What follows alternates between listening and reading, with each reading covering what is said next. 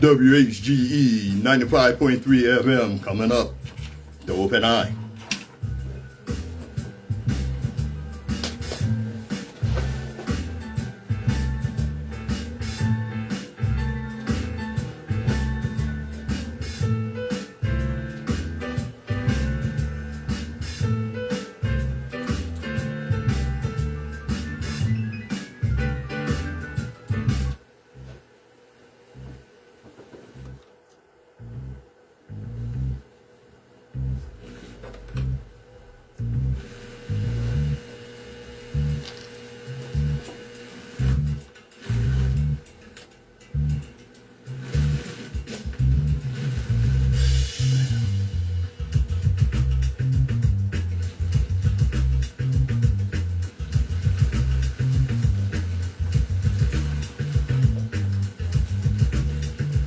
Those of us that indulge in or commit intellectual violence don't do so for the pleasure of mental masturbation or ego diddling.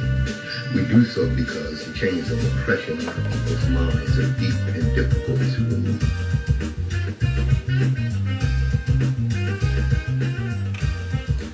Good morning, my children of the sun. Welcome to the Open Eye on WHGE 95.3 FM. I'm your host, Third Eye Optometrist Patrice Gibbs, here to get that third eye open. Yes, indeed. Listen, sorry I'm late today. Roads were blocked all over. I had a hell of a time getting in here. All right, but I'm here now. And as we always tell you, every generation has its purpose. Ours is to reveal the truth and reverse the brainwashing. Let me get my disclaimer out the way. We'll be right back with you. All right. And opinions expressed on Open Eye are those of the hosts, guests, and contributors, and do not reflect the policy or position of WHGE 95.3 FM, nor our sponsor, the Delaware Center for Homeless Vets. Any content provided by Open Eye's hosts, guests, or contributors are theirs and are not intended to malign any religion, ethnic group, company, or individual. All right. Got that out the way. Let's get them started. Let's get to work on regular Open Eye viewers and listeners are well aware that one of the things I talk about is history, and quite often. And there's a reason for that. Okay? And that's because, well, let me break it down to you like this. History is the cure for ignorance. Hey, Sherry, thanks for coming in, sister. Sorry I was late. All right. History, the cure for ignorance, especially black history. History is humanity's memory. It is how people understand where they came from, how they survived, and what they achieved. Erasing or distorting history isn't neutral. It is an act of control. Ignorance thrives wherever truth is stripped away. And few histories have been more systematically erased, rewritten, or buried than black history. From banning books to watering down curricula, there's a deliberate effort to turn black excellence, black resistance, and black contributions into footnotes. And if they're mentioned at all, it is no accident when students don't learn that enslaved Africans built much of America's wealth, or that black communities produce world-class schools, businesses, scientists, and leaders under impossible odds. They grow up believing inequality is natural and progress is a gift rather than a right fought for. Knowing history, the full unfiltered history, cures this ignorance. It reveals how laws, policies, and violence were used to suppress black advancement. It also reveals how black people built institutions, movements, and cultures that shaped the world. It shows that our story is not one of passivity, but of brilliance and persistence. Those who want to whitewash or ban black history fear an informed public. They know that honest history makes it harder to justify today's inequalities and easier to see the patterns of injustice. They know that history taught truthfully equips young people of every race to resist manipulation and demand a fairer society. Ignorance is a sickness. History, especially black history, is the cure. WHGE 95.3 FM, the Open Eye. Hey, Steve, I see you. All right, Rhonda.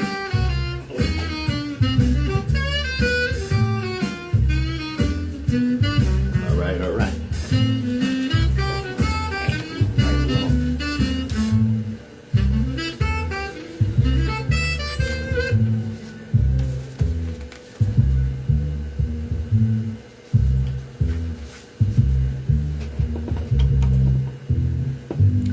WHGE 95.3 FM.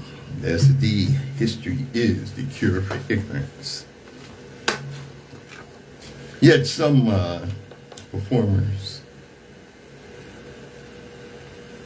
that felt the condition of our people was much more important than how comfortable they were and whether their career succeeded or kept going or not. He had Stockholm syndrome, not all of them. I know some people have, he sold out. Yeah, there were some people that sold out. And let me tell you about the superstar who refused to be moved. By the late 1950s, Harry Belafonte had conquered the stage and the screen.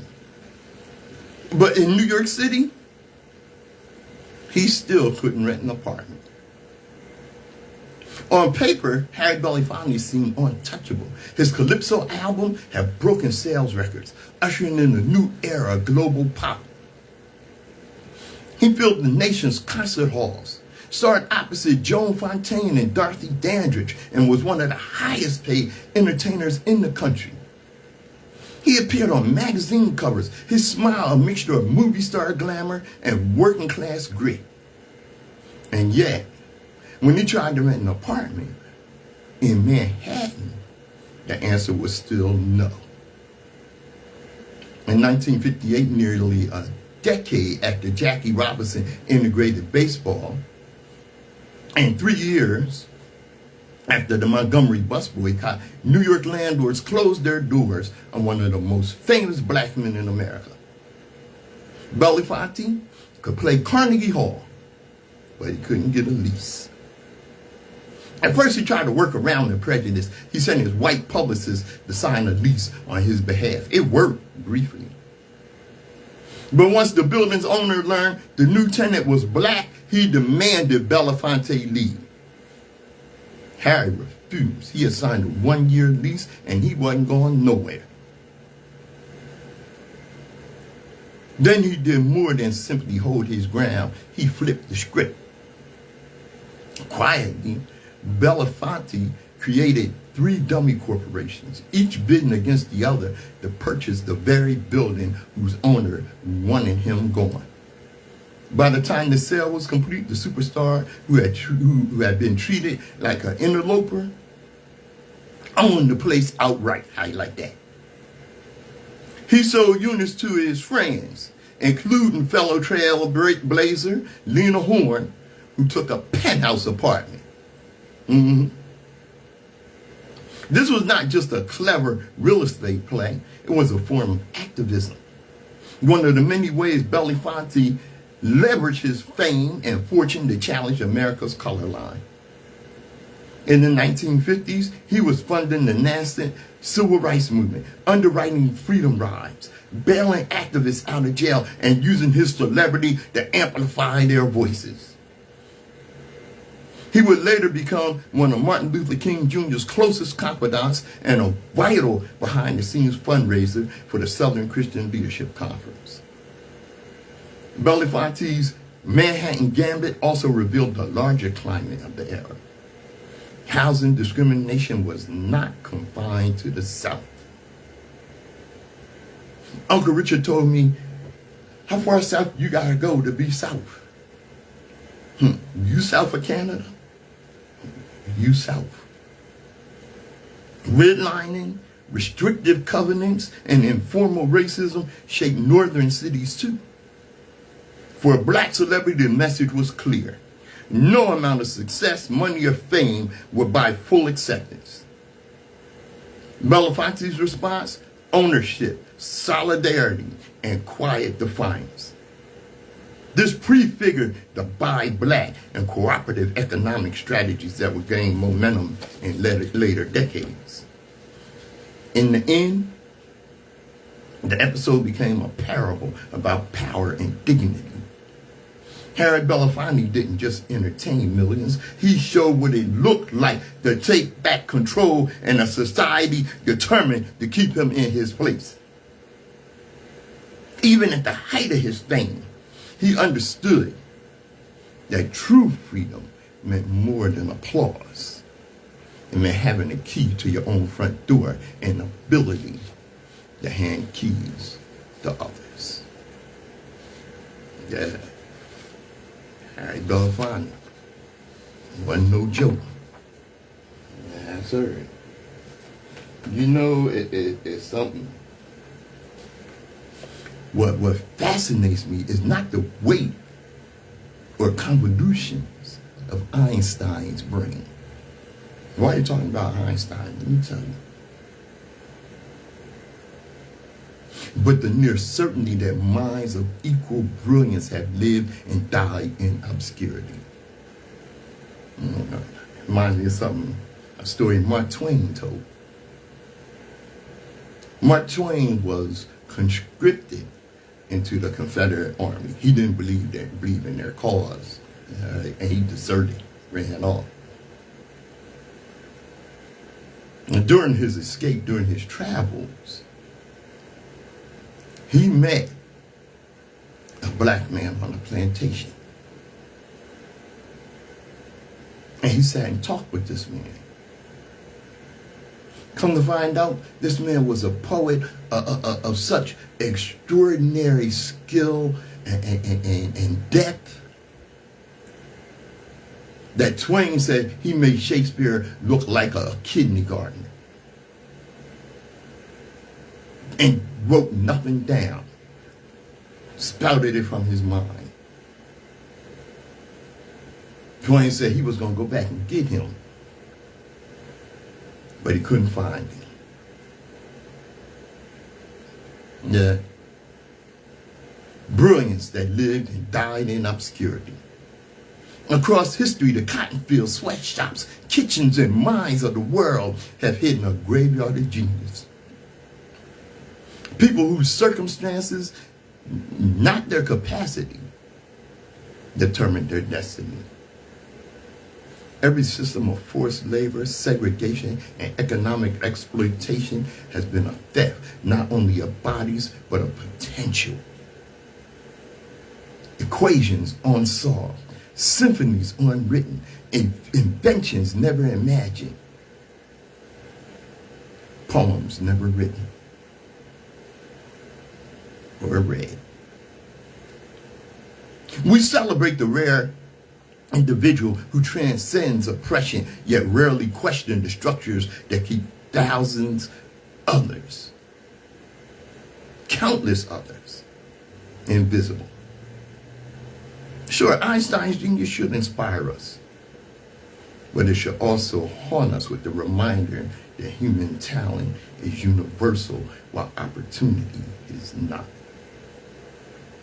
The true measure of a society is not only how it rewards its gifted few, but how many gifted lives it prevents from ever reaching their full expression. WHGE 95.3 FM, Open Eye.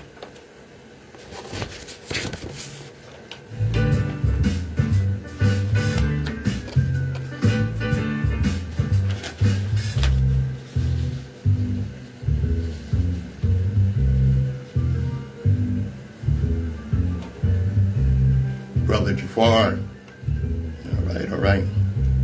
All right, all right. Let's keep this going here.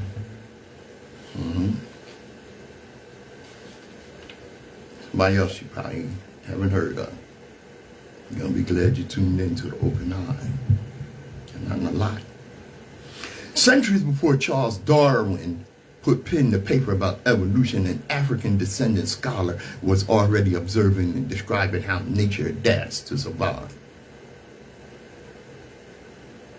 His name was Al-Jahiz, born in 776 in Basra, a bustling center of trade and ideals. Of East African heritage, Al-Jahiz's mind stretched far beyond the limits of his age. Over the course of his life, he authored more than 200 books on science, literature, theology, and philosophy.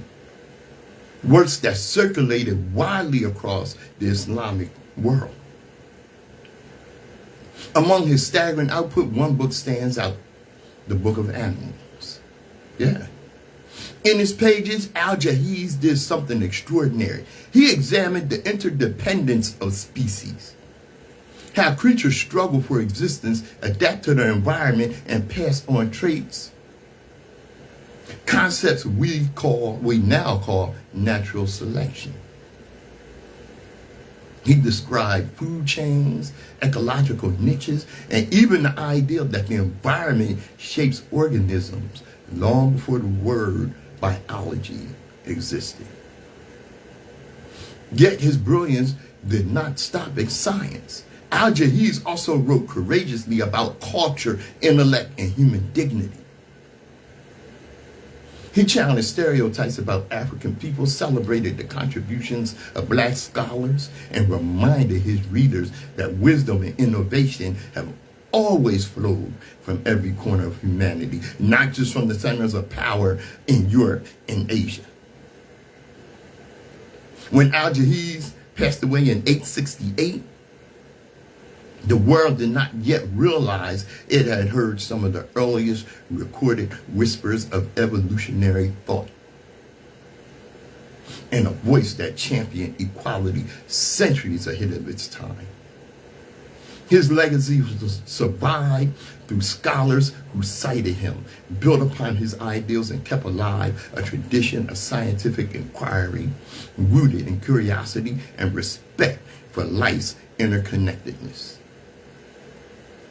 So the next time you open a science book or read about modern theories of evolution, remember, long before Darwin, there was Al-Jahiz, the East African thinker who saw in nature not only the patterns of life, but also the patterns of justice, balance, and shared human wealth.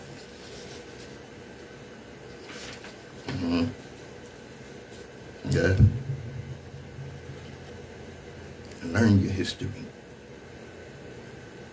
It's more than just stories. See, it's examples of what we're dealing with. If you don't know your past, you can't know your future. The tree without roots can't grow. And when you live here, in this country fears what it cannot control. Especially, well, let me hold that part. See, history shows the pattern clearly. When a black institution rises to heights that challenge the myths of white supremacy, the celebration never comes. Instead, the machinery of sabotage begins. Take Paul Laurence Dunbar High School in Washington, D.C., founded in 1870, just 5 years after the abolition of slavery. Within a single generation, this all-black public school was producing surgeons, Ivy League scholars, military generals, and federal judges at a time when black children were expected to fail. Dunbar didn't just excel, it obliterated the lie of black inferiority. Its classrooms were taught by black educators with doctorates, many more qualified than their counterparts at white universities. These weren't just classrooms, they were launch pads. By the 1950s, Dunbar students were outscoring white students across the city and sending 80% of their graduates to college. So what did America do? Did it study the success? Did it fund it, replicate it, or hold it up as a model? No. No. After desegregation, the system didn't integrate Dunbar's model, it erased it. Leadership was gutted. Excuse me. Top black educators were removed. Resources vanished. Standards collapsed. The most successful black public school in U.S. history was dismantled. Not because it failed, but because it exceeded without permission. Black excellence in education wasn't seen as a beacon to follow. It was treated as a threat to the lie that black children weren't capable. This wasn't integration, this was sabotage. And it is part of a larger pattern, a country that fears what it cannot control, especially when it's brilliant, black, and thriving. Sabotage. This is Open Eye. I'm Patrice Gibbs. All right. Yes, indeed, Jafar. Those are facts. Believe that.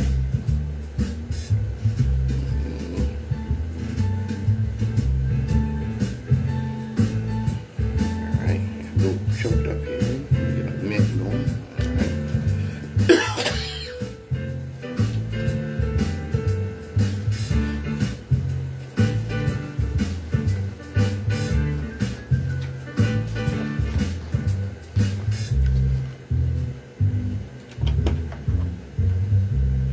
WHGE 95.3 FM. Open Eye. All right. Yeah, it's something we get caught up in propaganda, definitions, and what have you. And we can't make a decision on some things because we get caught up in the propaganda. So I do what I do. To remove the chains of oppression on our minds. But you get the chains off your wrists and the shackles off your feet. Until you get the shackles off your mind, you can never truly be free. Who gets to define blackness? Black people are rarely allowed to define what blackness truly is. Under white supremacist system, blackness is always pre-packaged, reinterpreted, and weaponized. The goal is simple. To make the term black synonymous with everything negative, to ensure that anything positive which emerges from black communities is distorted until it looks threatening or shameful. Hip-hop was transformed into gangster rap. Mapuka dance became over-sexualized twerking. Black Lives Matter was smeared as a terrorist organization. Pro-black consciousness was rebranded as black identity extremism. Black love became anti-whiteism. Self-love was recast as hate speech. What's up, brother Jardea? Good to see you there.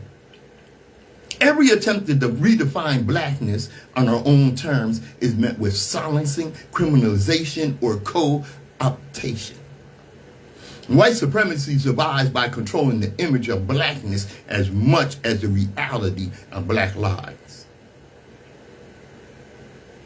and manufacture stigma so that whenever black is used as a prefix, black men, black women, black children, black fathers, black neighborhood, black love, black heart, black revolution, it is instinctively read as something dangerous, deficient, or suspect.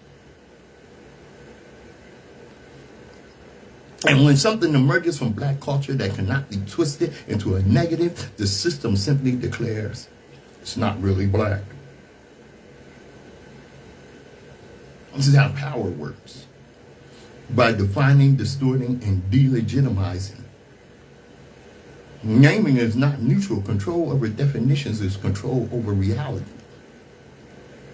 Until black people seize the power to define ourselves and the world respects those definitions, blackness will continue to be a battlefield where our culture, our dignity, our self-image are fought over and too often stolen.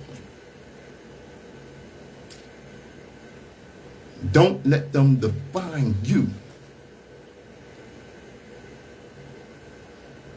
Don't let them run you away from your blackness, from your Africanness. Hey, Ruth, Beverly, see y'all. All right. And let me remind you who's telling us to stop make everything about race. What's that? What's the cat's name? He's a reporter, journalist of Arab descent. That's where I got this from. It's the same crowd who once banned black people from schools, from the military, and from the GI Bill. Stop making everything about race. It's the same crowd who enforced redlining and now line up for bits of reparations themselves. Stop making everything about race. It's the same crowd who lynched Latinos and now squeeze Latino labor in construction camps. Oh, don't think I forgot they lynched and are still lynching black people. It's the same crowd. The same crowd that banned all Asian immigration, who broke hundreds of treaties with native nations, who mass murdered native people. Stop making everything about race. And today, them very same people are trying to make it illegal under fine and even imprisonment to teach the truth about our history. These are the people wagging their fingers saying, we make everything about race. No, we're not making it about race. They did. We're just refusing to accept the lie about it. Because unlike most of America, we are not cowardly about this. Remember, what was his name? Eric Holder? The Attorney General? Oh yeah, former Attorney General. He was right. When it comes to dealing with race, America is a nation of cowards. Even the ideal of confronting racism produces signs of exasperation. People get to roll in their eyes. And you can hear it in the reflexive phrases that echo across the country. Get over it. That was a long time ago. We've elected a black president. We're past all that. Yeah, right. And don't get it mixed. It's just not the Republicans, the white conservatives. Okay?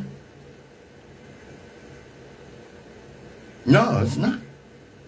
It's our so-called white allies. The liberal left. Who mention us almost as a footnote. Oh, we got to help the immigrants. We got to help the LGBT and black people too. Mm-hmm. Because it's far more comfortable to retreat into the myth of a post-racial America than face the ugly realities of a wound that has never been healed. Beneath the patriotic slogans and feel-good commercials lies a festering injury. Racial injustice still oozing the infection of inequality and oppression. Pretending otherwise doesn't make it go away. It just lets it spread. For the vast majority of white Americans, race is optional. What? Yeah. Because they rarely have to think about it in ways that shape their daily lives.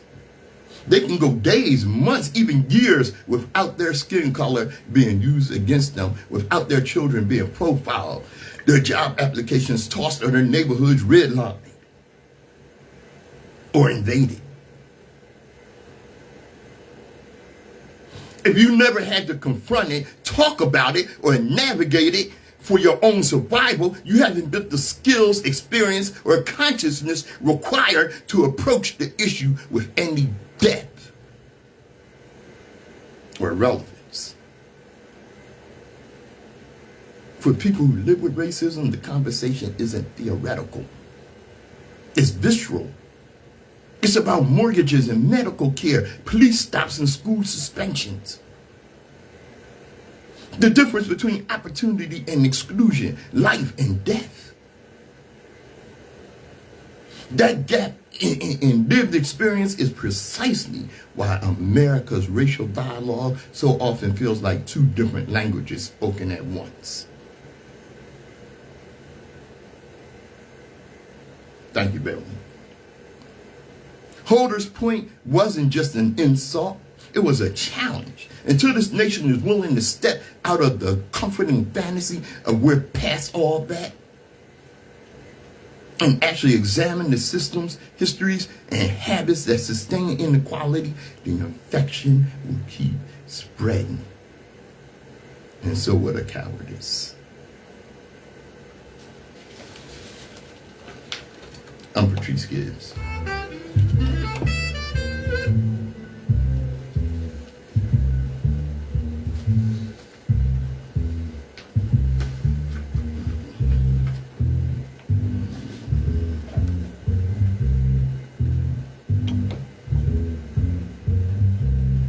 WHGE 95.3 FM.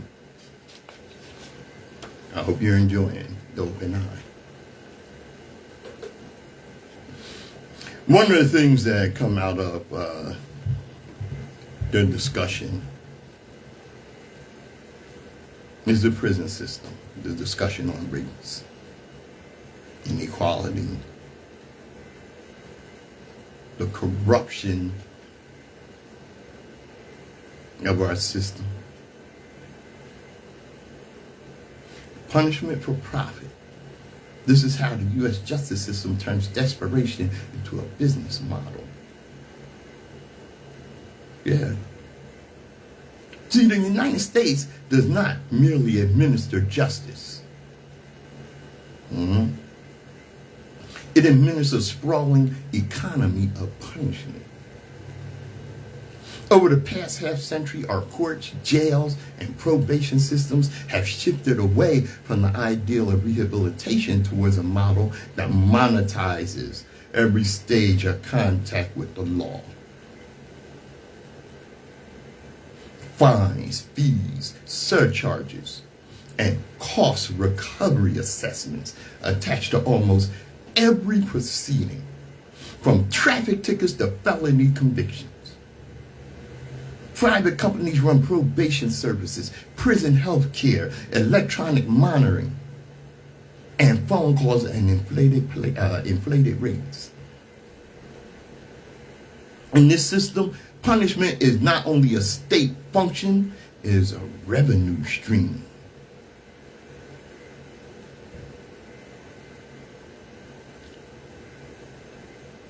For people caught inside, this means the punishment never really ends.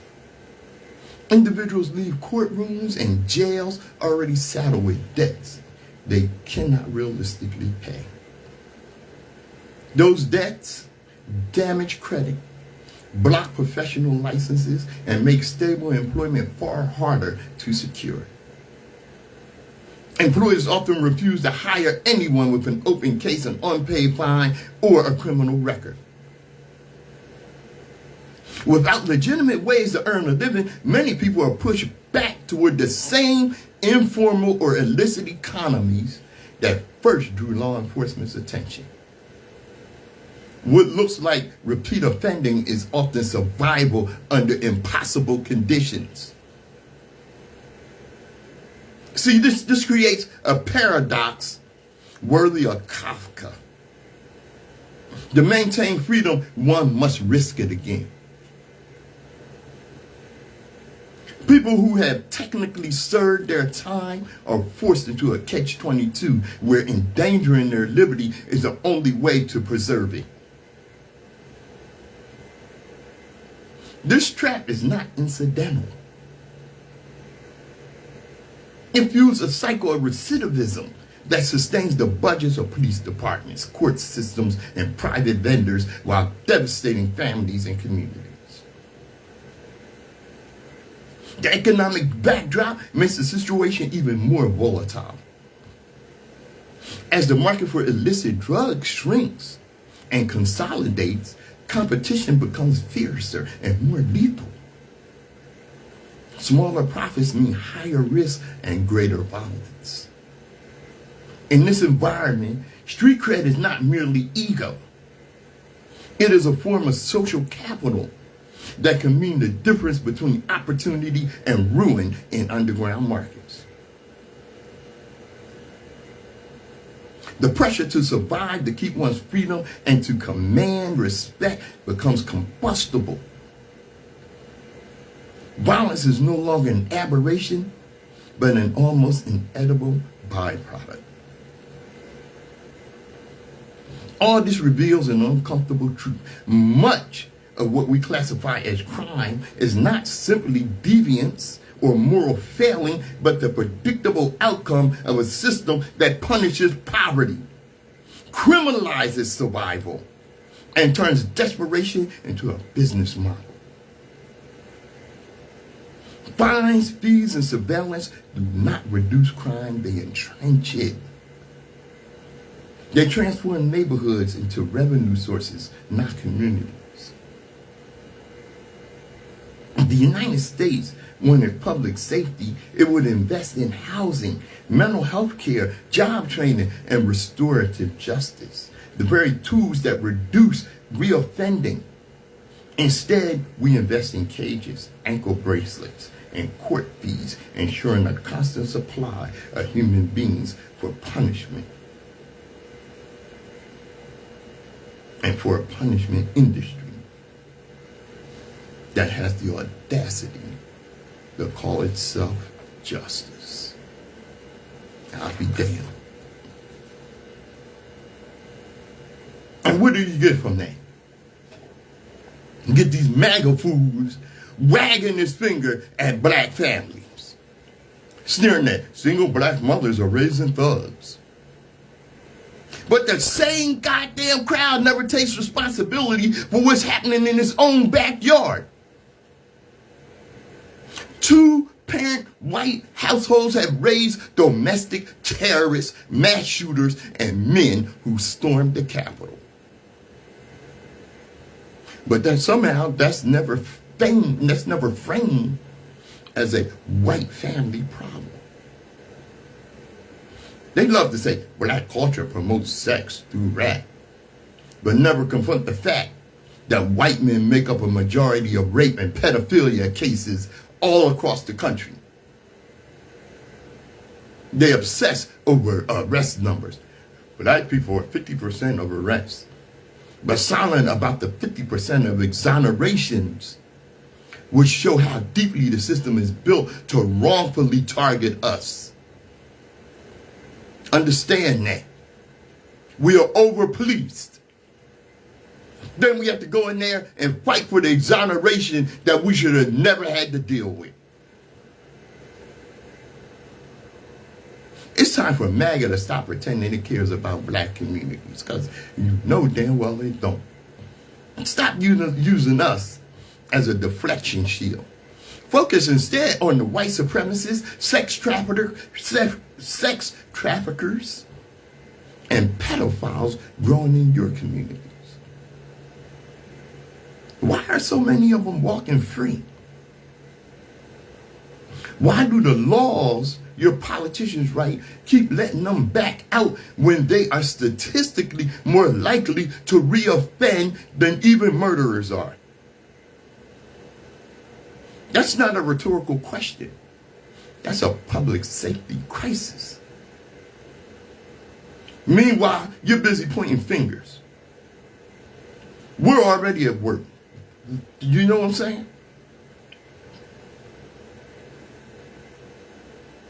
We're building better schools, improving our neighborhoods, mentoring our children, demanding accountability from our own leaders. We don't need your lectures. We need you to handle your mess.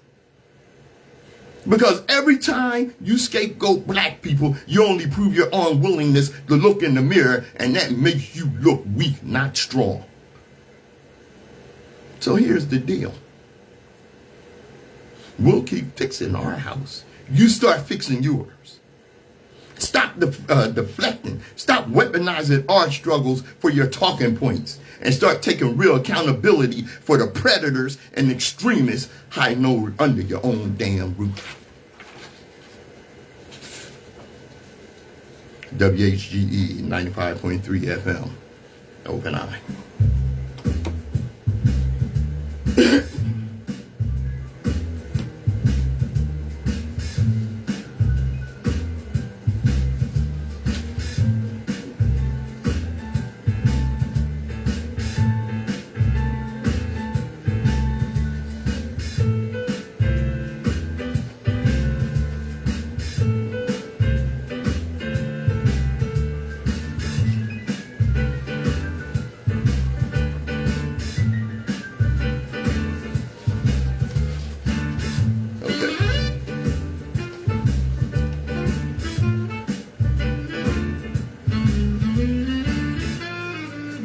All right.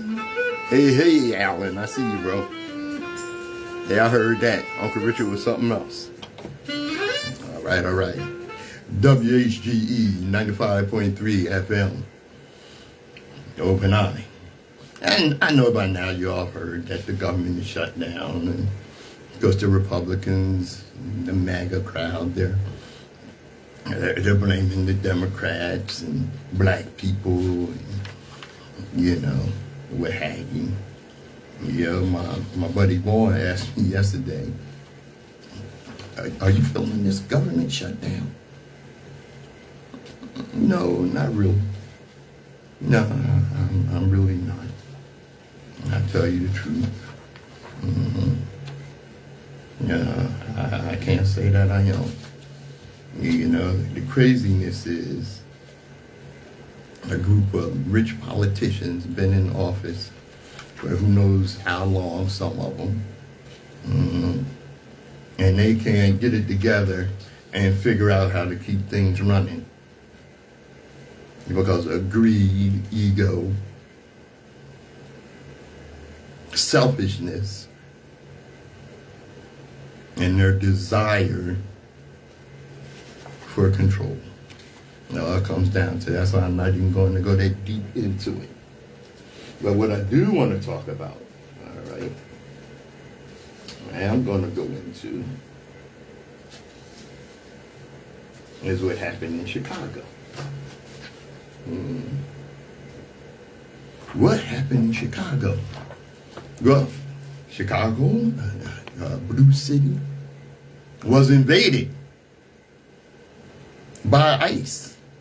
Residents inside a Chicago apartment building said a recent overnight raid conducted by ICE agents reached dehumanizing heights when they were zip-tied, separated from their children, and hauled into vans, all without knowing the reason for their detainment. The raid was a targeted immigration enforcement operation carried out by Border Patrol agents in Chicago's South Shore neighborhood, according to the Chicago Sun-Times. Border Patrol agents in Chicago? The hell? What border is Chicago near? Hundreds of federal agents streamed into the city to carry out the operation as part of the Orange Disaster's robust immigration crackdown.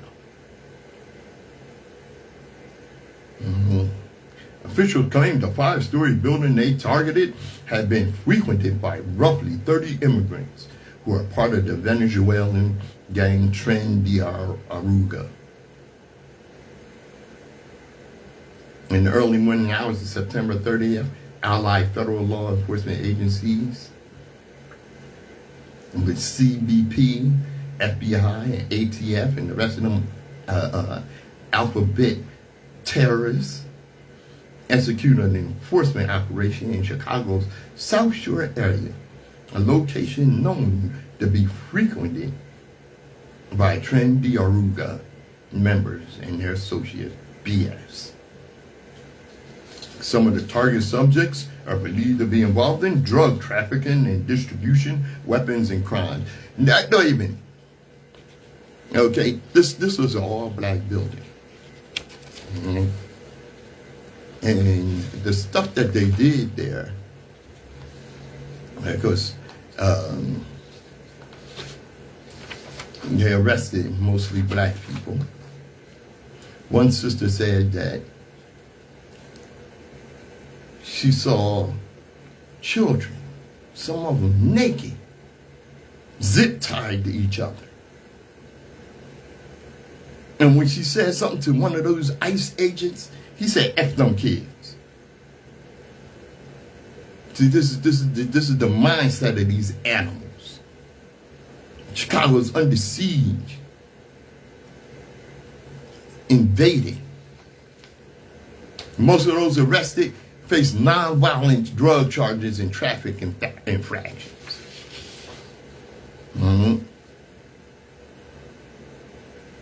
See, here's the thing. The convicted felon sitting in the White House announced that the National Guard would be deployed in Chicago soon.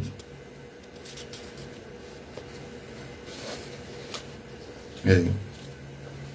What is the purpose here? Because they want to draw us out. So they have an excuse to declare martial law.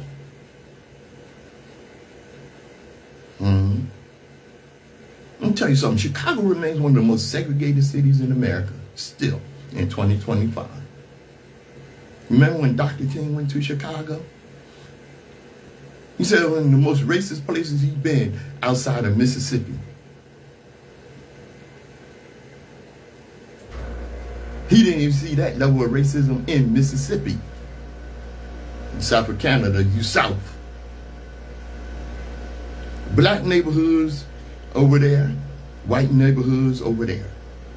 Asian and Hispanic communities over here in their own isolated zone. This is not new, and it's not about immigration.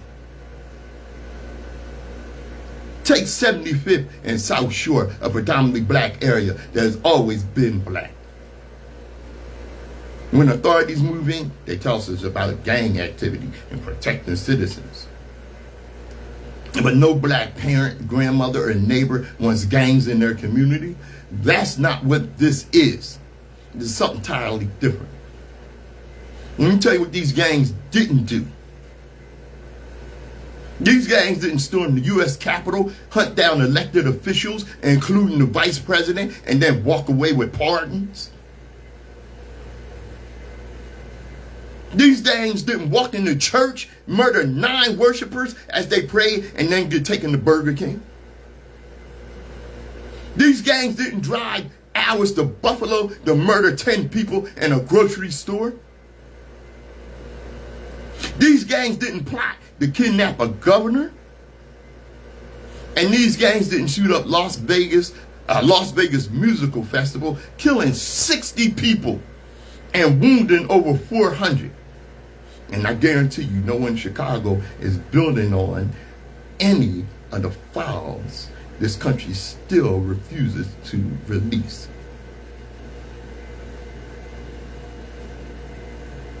So when you say danger, be honest. This isn't about gangs, it's about something else.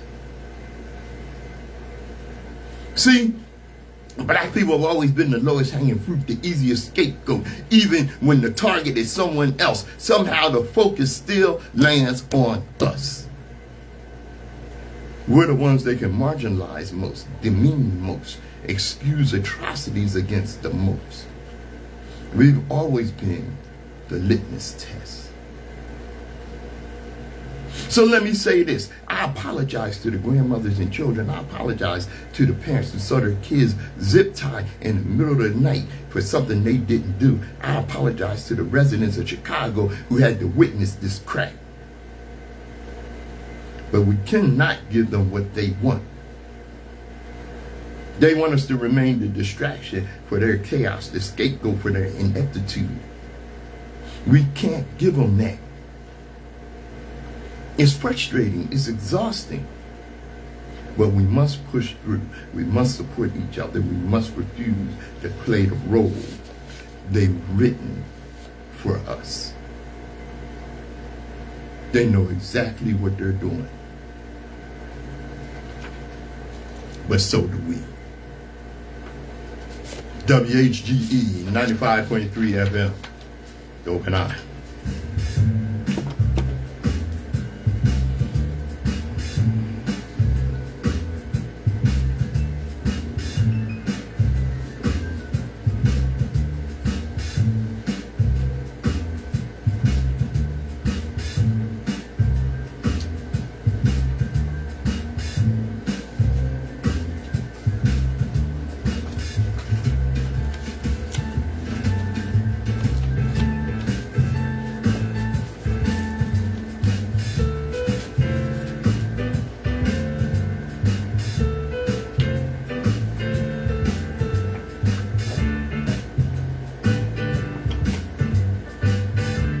All right.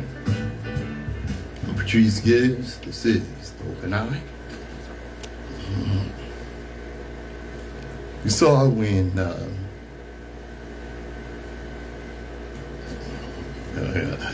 34 convicted felon, wannabe tyrant, when he spoke to those generals. Not one general in the room applauded Hegseth or the wannabe tyrant. They both paused, clearly expecting a roar of approval, a show of loyalty. Instead, they were met with stone faces and folded arms. For a fleeting moment, you could see it in their eyes, disbelief, then simmering anger. And you can bet that right now, the orange disaster and drunk-ass Hegseth are huddling somewhere talking about cleaning house and firing every last one of them. Say this for the generals. On that day, they showed more backbone than the entire Republican caucus on Capitol Hill combined. While elected officials bend the knee, rationalize, and excuse, these career officers, many of them veterans of multiple wars, stood silent. It was a rare display of institutional spine in an era of manufactured applause. And then came the quote that should haunt Pete Hegseth more than any headline, from his own mother. I have no respect for any man who belittles, lies, cheats, sleeps around, and uses women for his own power and ego. You are that man and have been for many years. And as your mother, it pains me and embarrasses me to say that, but it is the sad, sad truth. Penelope Hegseth. In 2 short sentences, she did what few in conservative media will do. Call her son, and by extension, the culture he's aligned with, for what it is. It was a stunning rebuke, maternal and moral at once, and a political climate where truth is spin and loyalty is demanded rather than earned. It is telling that the strongest pushback came not from a committee hearing or a prime time anchor, but from a mother's letter. Let me tell you something. If your mama tells me not to F with you, I can't F with you. Damn, America.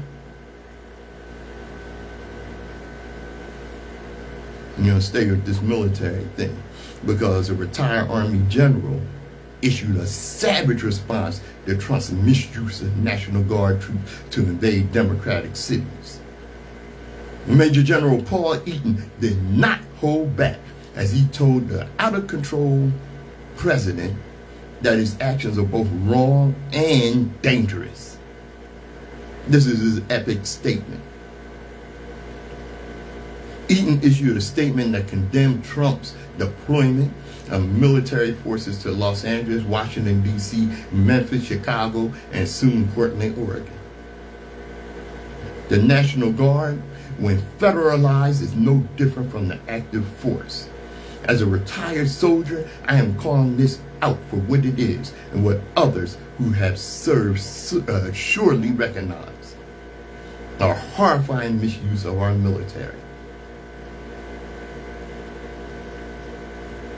Using the National Guard has become a pattern for Trump. This isn't the first time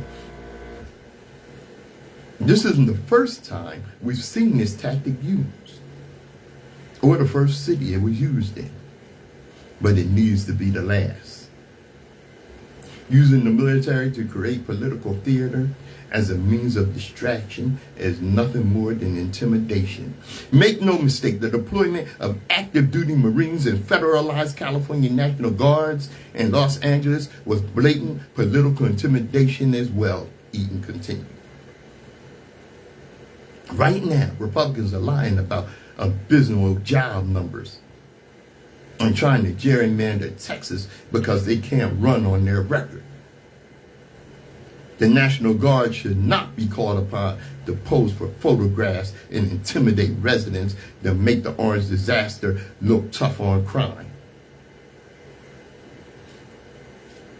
Trump himself refused to activate the Guard when our capital was under attack by his allies.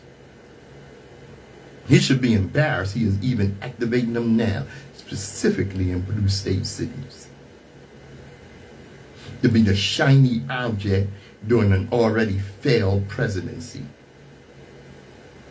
Retired Major General Eaton made his remarks before this morning's hastily called assembly of all the nation's senior military personnel, where Trump and his newly renamed Secretary of War, drunk-ass Pete Hegseth, further outlined their plans to illegally transform America's military into domestic occupation force while abandoning their commitments to America's European allies at a point when they face the greatest threat from Russia, from Russian aggression since the end of the Cold War. The only comfort the American public has left at this point is the knowledge that at least some former senior military officials, and hopefully at least some of the active duty generals and admirals, recognize the danger that Trump presents to America's democracy and to the stability of modern world order. Oh yeah.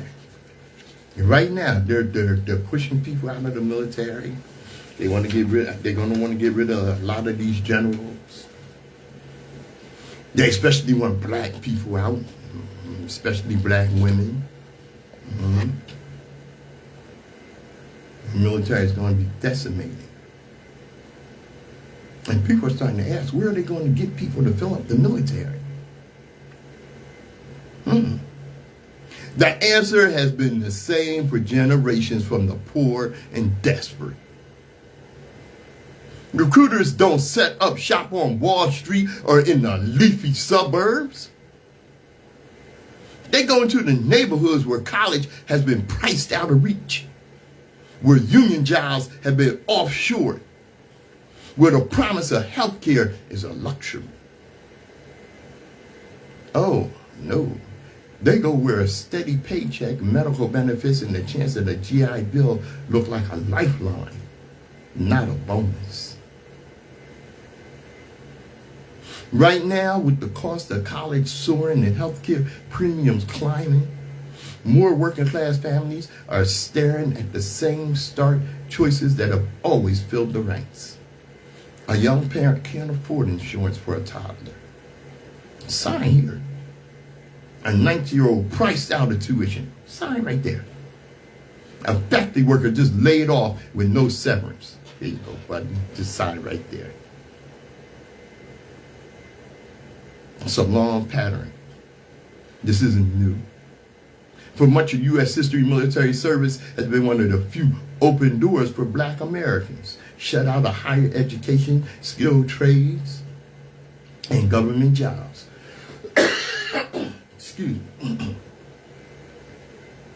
Black soldiers fought in the Revolutionary War, only to be denied the very freedom they defended. They formed the backbone of Buffalo soldiers after the Civil War, policing the western frontier they themselves could not settle. In World War II, while the country touted the arsenal of democracy, Black troops were still in segregated units. Yet the GI Bill after 1945, which lifted millions of white veterans into the middle class, was administered in ways that excluded Black veterans. Southern banks and colleges simply refused to accept them. Military service gained honor. It gave honor, but not equity. By Vietnam, the pattern was clear. Black and poor white soldiers were drafted at higher rates, sent to the front lines more often, and returned to communities stripped of the very benefits they promised. Muhammad Ali's refusal to be drafted, no Viet Cong ever called me the N-word, wasn't just personal defiance, it was an indictment of this whole damn system. Fast forward to now. You may think that's not my problem, I'm not poor. But student debt, stagnant wages, and disappearing healthcare make the ground shift beneath everyone. As tuition climbs and insurance evaporates, the military becomes once again a recruiter's paradise. This is why even people who once felt insulated will soon be targeted. Economic insecurity is the drag of the 21st century. Instead of a letter from Uncle Sam, you'll get a slick recruiter's pitch promising free college, family health care, job skills, and a future. It's the same story, just new marketing. And if history holds, it will once again draw disproportionately from Black communities, not because of patriotism is higher, but because opportunity is scarcer. The uniform may be voluntary, but the poverty that drives people into it is not. WHGE 95.3 FM, the Open Eye.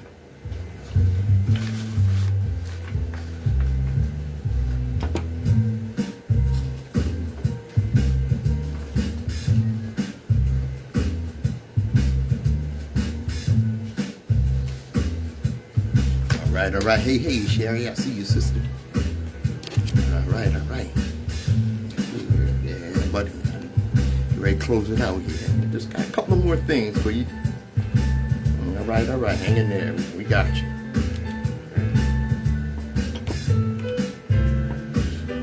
WHGE 95.3 FM, the Open Eye. Patrice Gibbs. That is from Marla Thomas. She identifies, I think, on TikTok as Marla Talks. Might be Instagram. Anyway, the chaos we're living through is not an accident. It's the point. A malignant narcissist has no real agenda beyond the emotional satisfaction of feeling superior. They lack the capacity to consider the feelings, needs, or well-being of anyone else. There's no goal to be reached because there was never a goal in the first place. That's why what looks like haphazard governing isn't incompetence, it's indifference. Governing was never the concern. The only concern is control. And to get it, they will bend everything they touch, the rules, the law, the truth itself. They will twist reality as far as it can go. And once bent, they feel no remorse for the consequences that crush everyone else.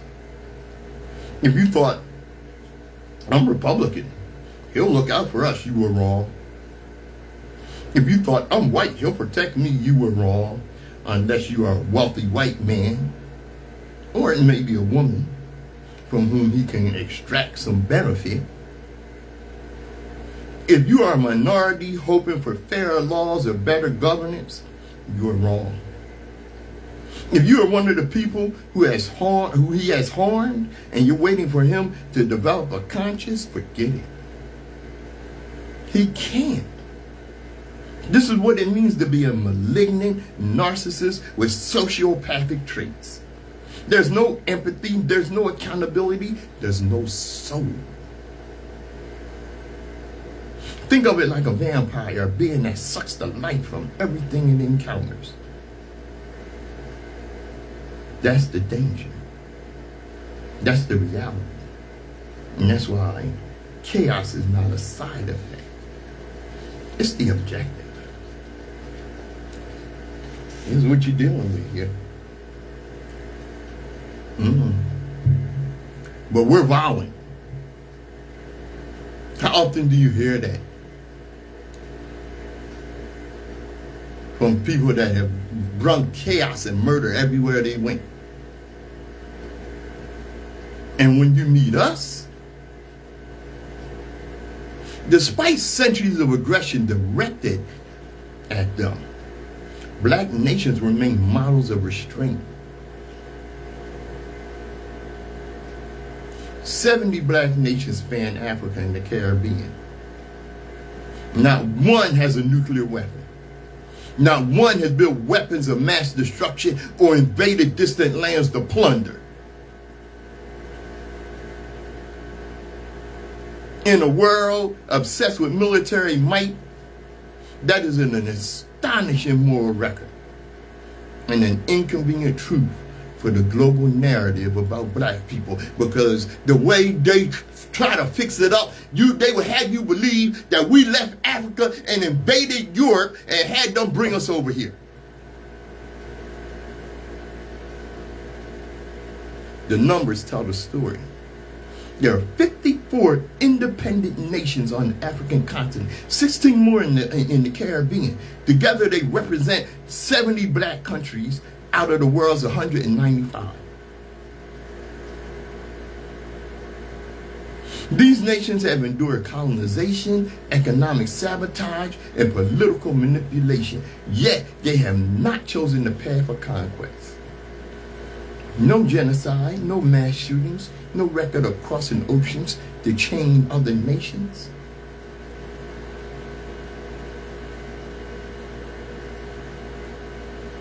We are the children of the only race that never tried to wipe out another people. And despite this record of restraint, black people worldwide are labeled violent, dangerous, and suspect. We're blamed for poverty born of stolen wealth.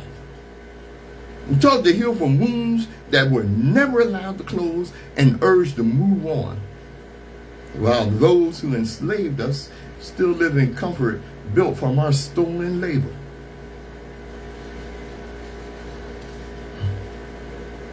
The only race never to unleash war upon others remains the most victimized. Across the globe, black communities nurture children, create art, innovate in science and culture, and carry forward traditions of faith and resistance. We do this not because the world has made it easy, but because the impulse to live and to love is stronger than the forces arrayed against us. Despite centuries of chains, whips, guns, and lies, we still rise. The story of 70 black nations without nuclear weapons is more than a statistic. It is a challenge to the global order. It asks, what if power were defined not by the ability to destroy, but by the ability to nurture? What if the world learned from the examples of those who have survived without seeking to dominate? Until that lesson is learned, the tragedy remains. The people of peace still deny peace. But until that day comes, our rising will continue. And so will our hope and resilience. We are a people of peace in a world of violence. WHGE 95.3 FM, The Open Eye.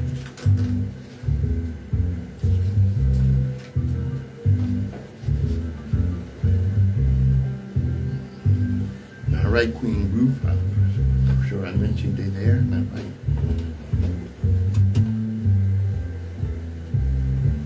WHGE 95.3 FM, The Open Eye. This is your third eye optometrist, Patrice Gibbs. I'd like to thank you all for joining me. I'd like to thank the people that posted or sent great information to me so I could share it with you. I hope you learned something, because I learned something before I came in here. And as we always tell you, destiny determines who enters your life, but you decide who stays. Therefore, value those who value you, and don't treat those as a priority who treat you as an option.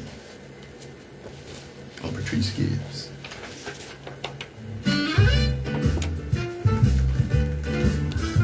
All right. Thanks for joining me. The only thing I forgot, global African supremacy is coming. Last word. For all participants in that love. Peace.